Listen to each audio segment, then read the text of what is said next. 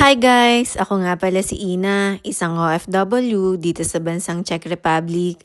Dobrý den! Ngayong araw nga ay pupunta ulit kami ni Kabebe sa GP ko. May check-up ulit kasi ako. At malalaman ko na nga rin kung kailan ba ulit ako mag-i-start sa work. At today nga ay maganda yung sikat ng araw. Parang 1 degree lang yata yung temperature ngayong araw na to. Kaya naman, hindi nga masyadong malamig. Pero yung mga dinadaanan namin hanggang ngayon may yellow pa rin. Kasi nga, nung mga nakaraang araw, palagi nag-i-snow. Eto nga kasing Liberec, kung saan kami nakatira, ay mataas na lugar. Malapit rin talaga kami sa bundok, kaya naman, malamig nga rin talaga dito sa amin kapag ka-winter. Andito na pala kami sa Jablonec, dito nga kasi yung clinic namin. 12 minutes simula dun sa bahay namin hanggang dito. Mas okay nga sana kung mas malapit dun sa amin yung GP namin.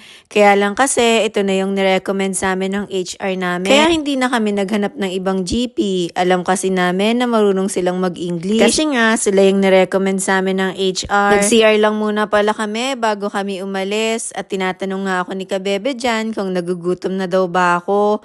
Yun pala kasi gutom na siya. Kaya naman nag-iisip nga kami kung saan kami dadaan para kumain muna.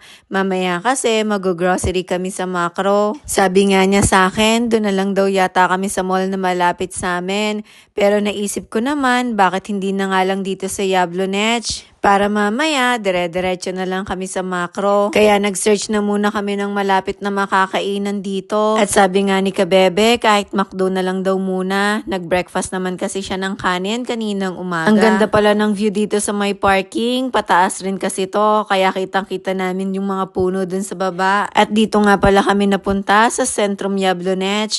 3 minutes lang simula dun sa GP namin. At tingnan nyo naman yung view mga Kabebe. Nakaka-amaze, diba? Lalo ang sarap kumain kapag kaganyan yung view mo. First time nga rin naming nakapunta dito. Parang maliit lang siya na mall. At bago nga kami umalis, dumaan muna kami sa Dr. Max. Bumili muna ako ng Clexane, yung pang-injection ko. Nung nakaraan pa nga yan ni reseta sa akin, hindi ko lang muna binili.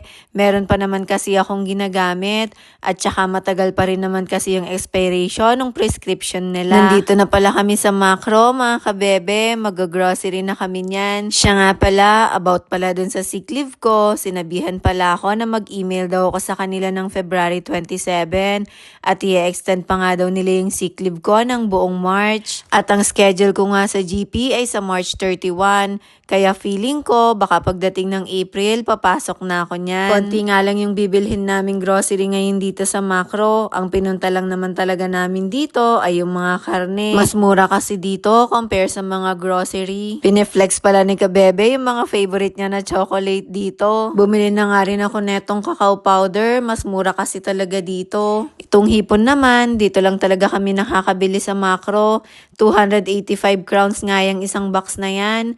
Bumili rin kami ng mussels at saka etong pang shabu-shabu. I-stock lang naman namin yan. Hindi naman kasi yan masisira. Para kapag ka nag-crave kami ng shabu-shabu, nandyan na lang, hindi na namin kailangan bumili. At andito na nga kami sa bilihan ng maso. Ito yung mas marami naming bibilhin kasi pang-stock na namin yan ng buong buwan. Bale, ang ginagawa ko nga dyan para magkasya sa freezer, hinahati-hati ko na siya para kapag ka nag-defrost ako, kung ano lang yung kakainin namin, yun lang yung made-defrost. Kagaya ng chicken wings, marami kasing laman yung isang pack niyan. Kaya naman, hinahati ko siya sa 3. Kahit nga yung ribs na binili ko, hinati ko yan sa 2. Tapos lahat ng meat na binili ko, nililipat ko lahat sa plastic para magkasya sa ref. So paano? Uwi na kami. Yun lang mga Kabebe. Thank you sa pananood. See you ulit sa susunod.